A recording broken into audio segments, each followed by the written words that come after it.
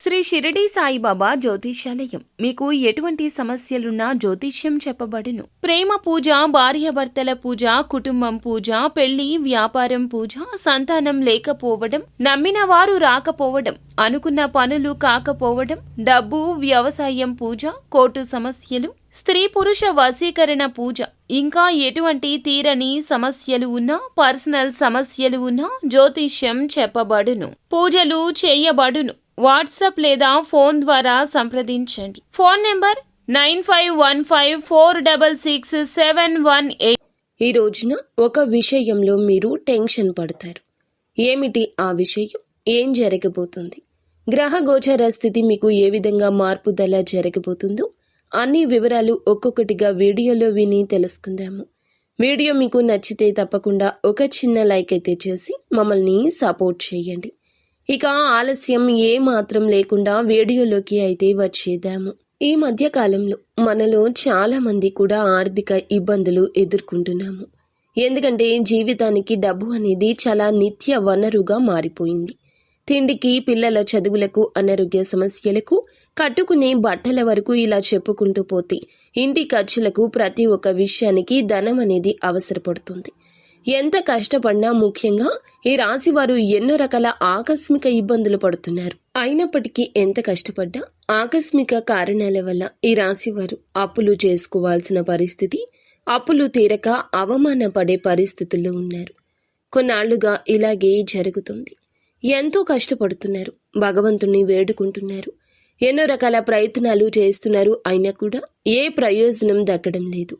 ఇదంతా మీకు ఎందుకు జరుగుతుంది అని అంటే గ్రహస్థితి అండి. మీ యొక్క గ్రహస్థితి మీ యొక్క మార్పులకు కారణము. అయితే ఈ రోజున మాత్రం తప్పక ఒక విషయంలో టెన్షన్ పడతారు. నిరాశ, నిస్పృహలు మిమ్మల్ని ఆవహించే తరుణమండి. జాగ్రత్త పడండి. మీరు చేసిన అప్పుల విషయంలో. అవునండి, మేము చెప్పేది నిజమే. మీ యొక్క ఆర్థిక విషయాల్లో ఒక విధంగా టెన్షన్ వస్తుంది. మీ యొక్క ఆదాయ వనరు ఆగిపోవడము, అధిక ఆదాయ వనరు కోసం చేసిన ప్రయత్నంలో నష్టం కలగడం, అది వ్యాపారం కావచ్చు, వేరే ఉద్యోగం కోసం మీరు పెట్టిన ధనం కావచ్చు, వెచ్చించిన సమయం కావచ్చు, మీ పరువు ప్రతిష్టలకు కూడా కాస్త భంగం కలగొచ్చు. ఇదంతా కూడా త్వరగా ఈ రోజు జరిగిపోతుంది. మిమ్మల్ని మీరు క్షమించుకోలేనంత సమయం కూడా రావచ్చు. మీరు తల పట్టుకుంటారు. ఏం చేయాలో అర్థం కాదు. మీ చుట్టూ ఉన్న వారి యొక్క విమర్శన బాణాలు మిమ్మల్ని తాకుతాయి. మీరు జాగ్రత్తగా ఉండండి. ఈ సమయంలోనే కొంచెం మీరు నచ్చిన వారితో సమయాన్ని గడపండి. అలాగే ఈ ఒక చిన్న పరిహారం కూడా చేసుకోండి. ఏదైనా శుక్రవారం తిథి నాడు సాయంత్రం వేళల్లో ఈ యొక్క పరిహారం చేయండి. ఇలా చేస్తే బాగుంటుంది. కావున మీరు ఏమిటంటే గనక నమ్మకంతో ఈ శుక్రవారం తేదీ నాడు ఉదయం నిద్రలేవగానే 2 అరచేతులు దగ్గరగా చేసి చేతులను కళ్లకు అద్దుకొని అరచేతులు చూసుకున్నట్లయితే విష్ణుమూర్తి, లక్ష్మీదేవి యొక్క అనుగ్రహం లభిస్తుంది.